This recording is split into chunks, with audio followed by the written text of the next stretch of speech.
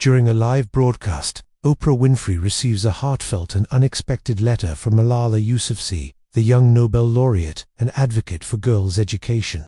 The letter reveals deeply personal reflections and urgent calls for global action, catching Oprah and her audience off guard.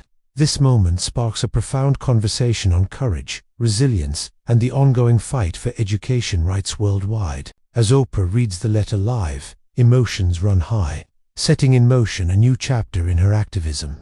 Inspired by Malala's unwavering spirit, it was a regular day in the studio when Oprah received an envelope unlike any other, sealed with care and addressed in delicate handwriting. The letter was from Malala Yousafzai, the youngest Nobel laureate and global advocate for education. Oprah's curiosity was piqued. She opened it during the live broadcast, feeling the weight of Malala's words even before she read them aloud.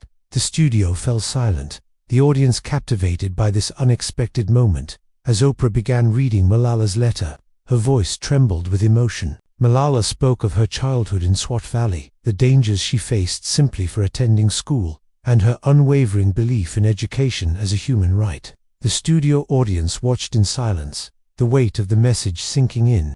Oprah realized this letter was more than words, it was a call to action. Malala's story of survival and courage resonated deeply with Oprah. The letter described the day Malala was attacked and how she rose from tragedy, stronger than ever. Oprah reflected on her own journey through adversity and the common thread of resilience that binds those who fight for change. The moment was a powerful reminder of human strength. Oprah felt a profound connection to Malala's mission. The letter detailed Malala's hope that their voices combined could bring attention to girls denied education worldwide. Oprah committed herself to amplify this message, knowing that the platform she had could reach millions. The shared mission ignited a new sense of purpose in her heart. The live audience was visibly moved as Oprah read the letter. Some wiped away tears. Others sat in stunned silence. Social media buzzed with viewers expressing their emotions and newfound awareness. Oprah recognized the moment's power, not just as television, but as a spark for a global conversation on education and equality. Backstage, Oprah gathered her team to discuss the impact of Malala's letter. They brainstormed ways to support her cause through upcoming shows and partnerships. The letter had shifted the atmosphere. Everyone felt the urgency. Plans for special episodes and collaborations with education advocates began to take shape. This was more than a story. It was a movement starting live on air. That evening, alone in her study, Oprah reread the letter. Malala's words echoed in her mind, hope intertwined with pain and determination. Oprah reflected on her own experiences, advocating for change and the responsibility she carried. This letter was a reminder that influence must be used wisely and courageously. She felt both humbled and inspired.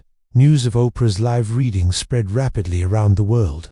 Messages poured in from educators, activists, and everyday people touched by the moment. Social media campaigns gained momentum, hashtags trended, and new conversations sparked across continents. Oprah's platform had become a beacon, connecting millions to Malala's urgent call for education rights. Determined to build a bridge, Oprah reached out to Malala's team to arrange a meeting. She wanted to hear directly from Malala and explore ways to collaborate. Their shared passion for empowering girls through education was clear. Plans for a joint interview and global initiatives began to take shape. This partnership promised to deepen their impact. The anticipation for Oprah's interview with Malala grew. Behind the scenes, producers worked tirelessly to create a respectful and impactful setting. Oprah prepared thoughtful questions that honored Malala's experiences while opening space for dialogue on the broader issues of education inequality. Both women understood the power of their conversation. When Oprah and Malala finally met, there was an immediate connection, a mutual respect born from shared purpose. They spoke candidly about the challenges girls face worldwide, from poverty to violence. Malala's calm strength inspired Oprah, who felt a renewed commitment to the cause. Their conversation was more than an interview. It was a collaboration of hearts and minds. Malala shared stories rarely told, the girls who never reach classrooms, whose voices remain unheard. Oprah listened intently, moved by the harsh realities beneath global statistics. These personal accounts added urgency to their mission. They agreed that storytelling was key to inspiring action and changing policies, making the invisible visible. Through media, Together, Oprah and Malala began crafting a global campaign to highlight education inequality. They envisioned school supplies drives, awareness events, and partnerships with non-profits. The campaign aimed not only to raise funds, but to challenge societal norms restricting girls' education. Their plan was ambitious, but grounded in hope and achievable goals. Despite growing support, Oprah and Malala encountered resistance. Some leaders dismissed their efforts as too idealistic or politically charged. Others feared upsetting the status quo. Oprah reflected on the battles she had faced over decades and encouraged Malala to stay resilient. They understood that meaningful change often meets stubborn opposition. Malala's youth was both a strength and a challenge. She represented a new generation ready to lead, unburdened by cynicism. Oprah admired her ability to inspire peers worldwide to demand education rights.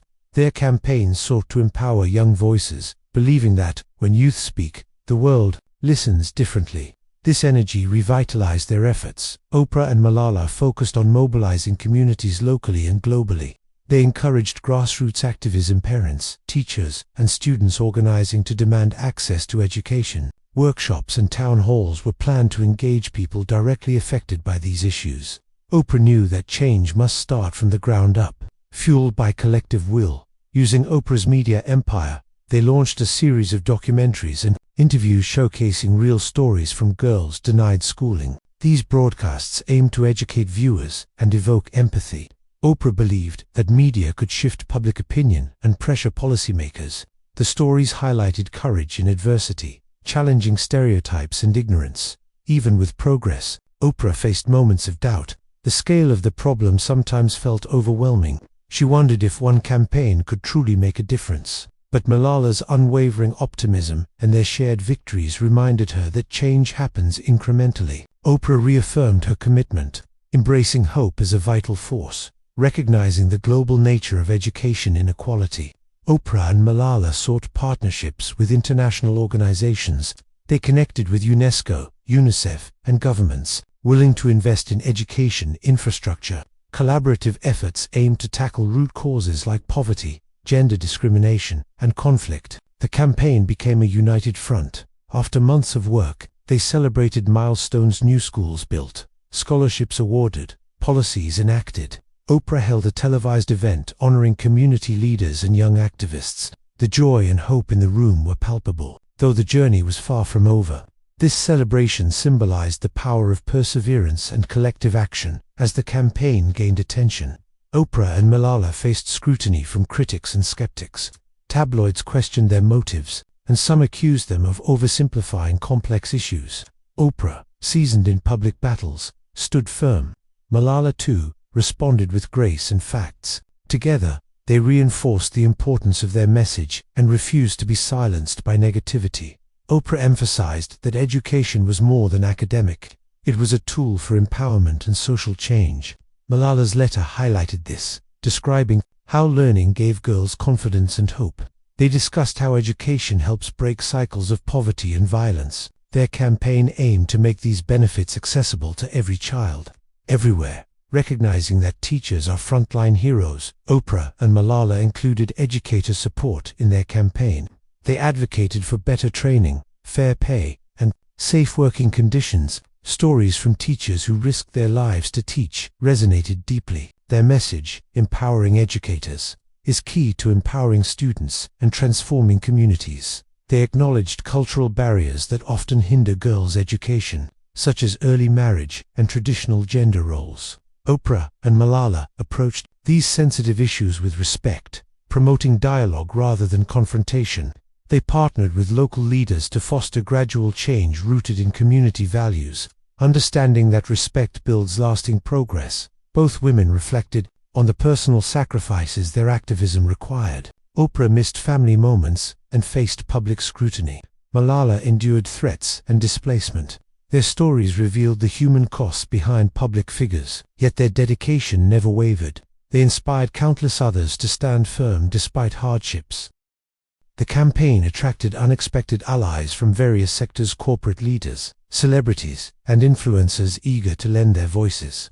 Oprah and Malala welcomed these partnerships cautiously, ensuring the mission stayed authentic. These Allies helped amplify the message worldwide, bringing fresh energy and resources. The movement was growing beyond what they initially imagined. They explored how technology could bridge educational gaps, especially in remote areas. Online classes, mobile learning apps, and satellite internet became key tools. Oprah highlighted stories of girls accessing education for the first time through technology. Malala emphasized the need for affordable and culturally relevant digital resources to ensure no one was left behind. Oprah and Malala organized a youth leadership summit, inviting young activists from across the globe. The event empowered participants to share ideas, strategize, and build networks.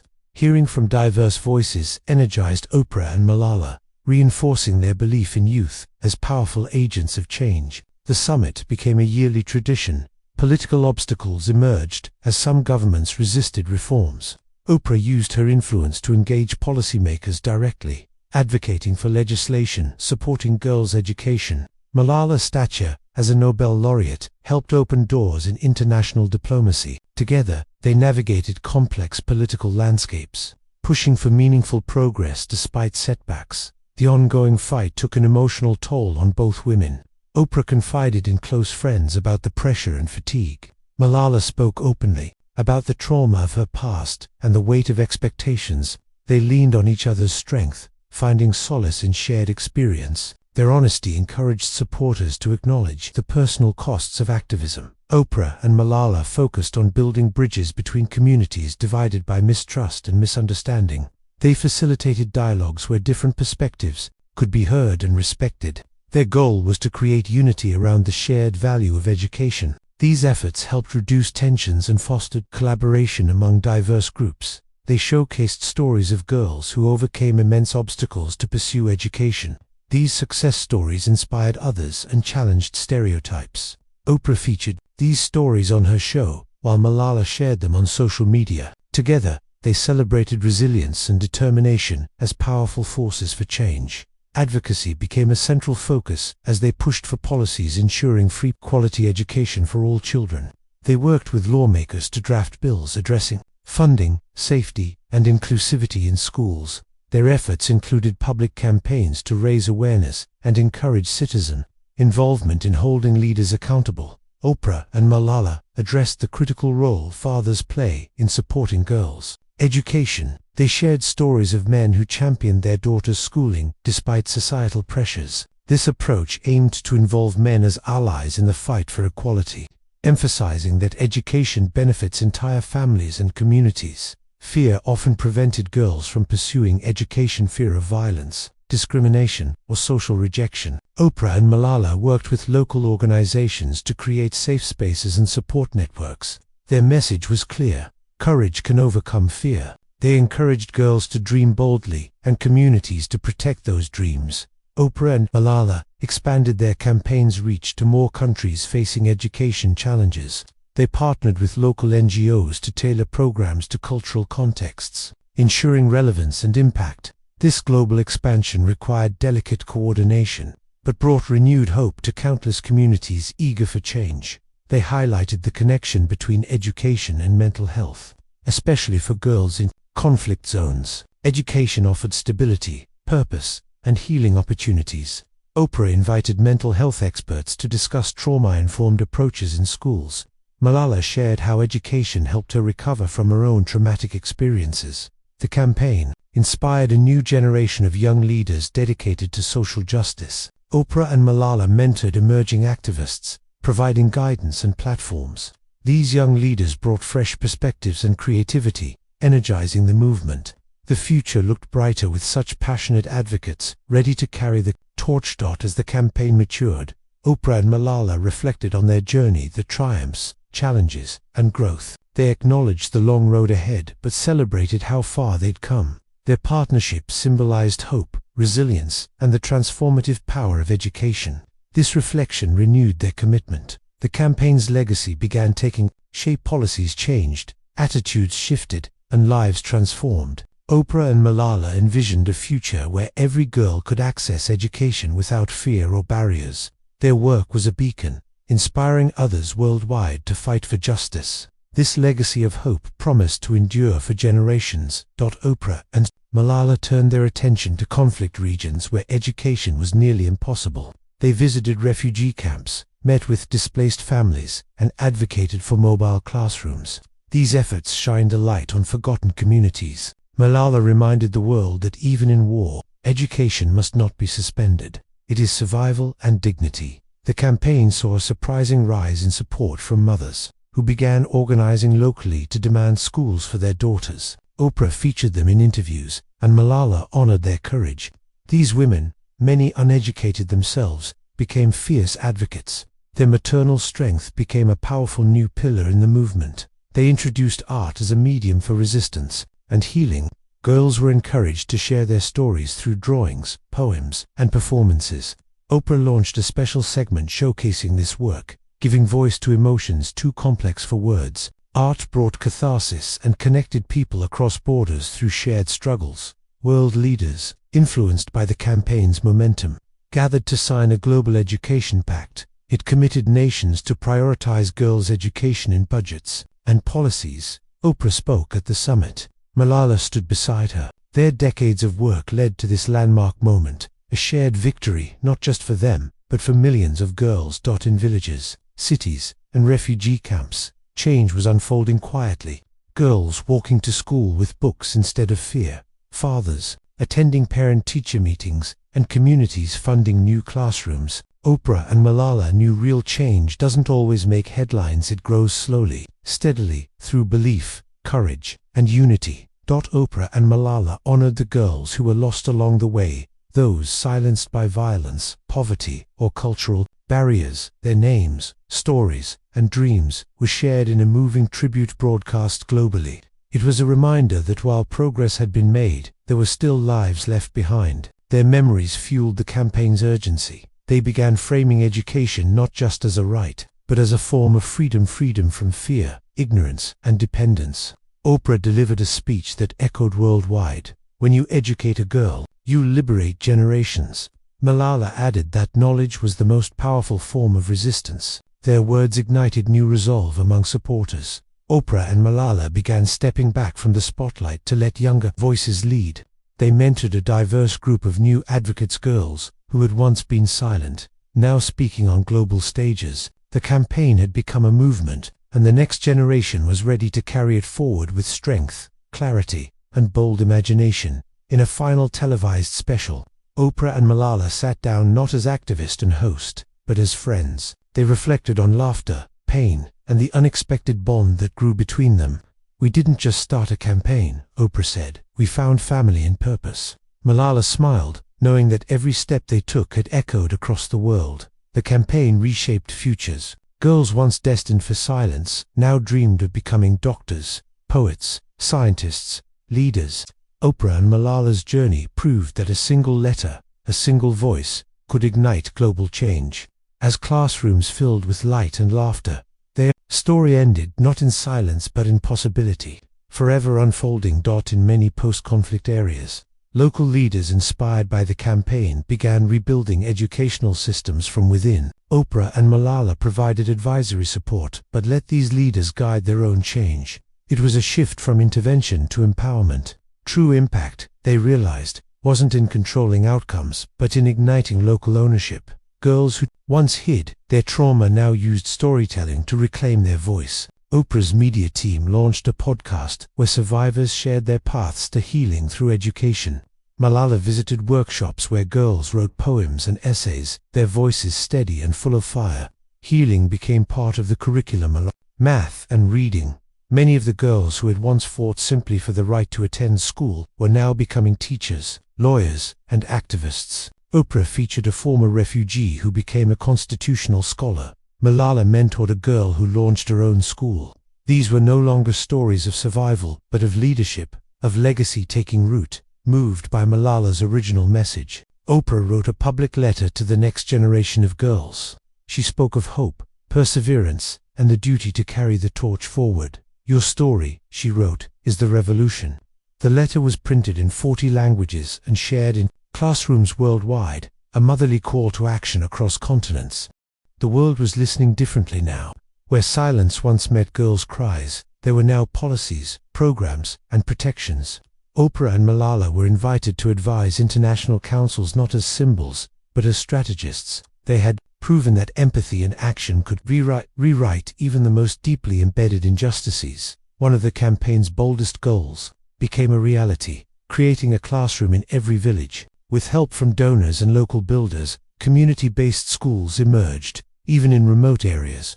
Oprah visited one in rural Kenya, where girls once herded cattle now studied astronomy. Malala called it a revolution built brick by brick. In an unexpected twist, many fathers who had once denied girls their education now enrolled themselves in adult literacy classes. Oprah interviewed one who tearfully read his daughter's textbook aloud for the first time. Malala praised their courage, calling it a quiet redemption. The campaign wasn't just changing girls, it was healing families. Not everyone welcomed change. In some areas, schools were vandalized and teachers threatened. Oprah and Malala condemned the attacks, but urged non-violence and persistence. Instead of retreating, they doubled down, launching emergency rebuilding funds and counseling services. Their message: progress has enemies, but truth holds longer ground. The movement spilled beyond traditional boundaries. Women in corporate boardrooms cited the campaign as inspiration to demand equity. Boys in Latin America formed support groups to champion their sisters' rights. The campaign had started with a letter, but now lived in actions, in laws, in hearts. It was global, unstoppable, and deeply personal. Years into the movement, Oprah and Malala continued their work not out of duty, but passion. They no longer chased headlines. Instead, they listened, mentored, and stood quietly beside those now leading. In a letter to each other, they agreed, "The fire we lit was never ours to keep. It belongs to the world now."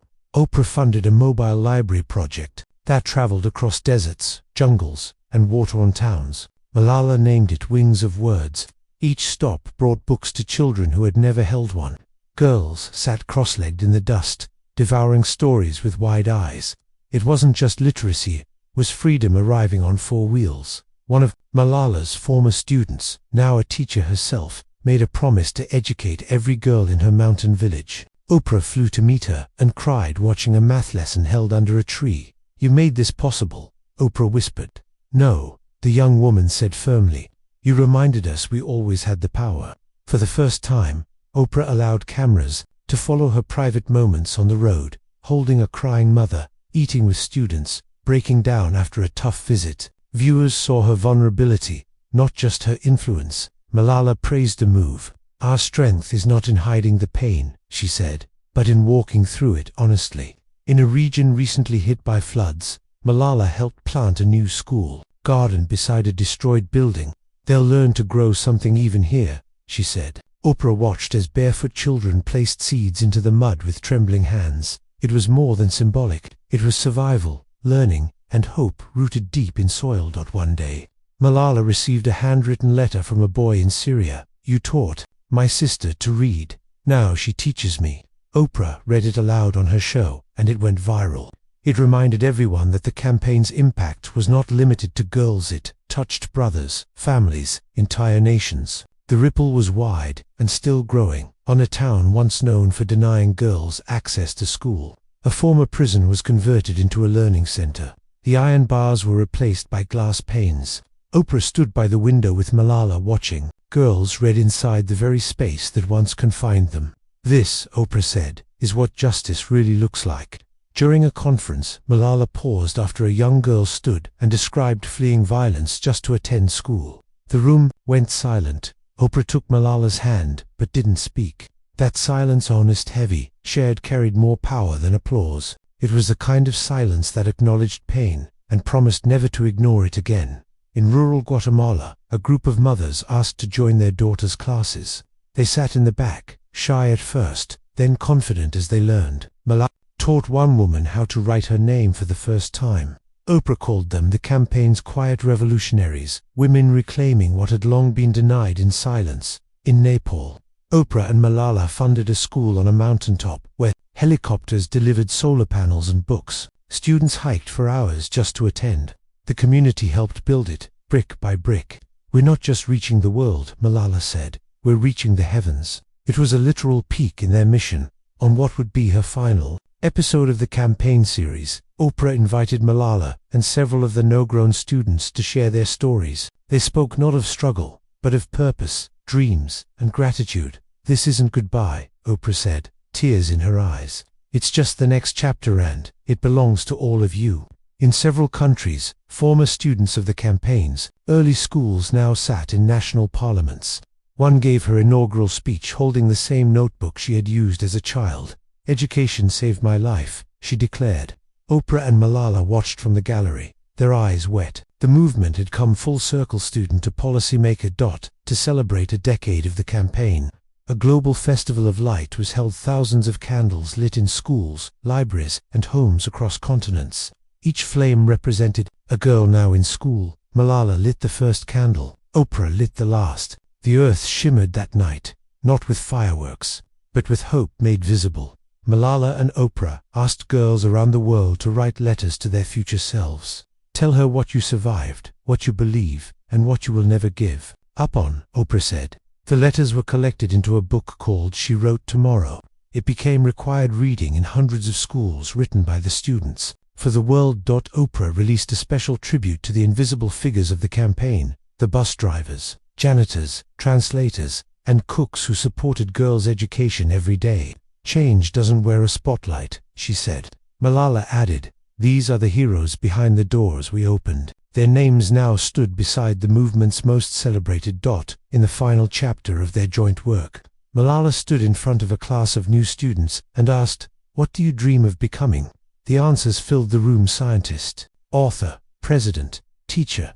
Oprah watched quietly from the back, smiling. The campaign didn't end. It became a rhythm, a current, a truth that outlived them both.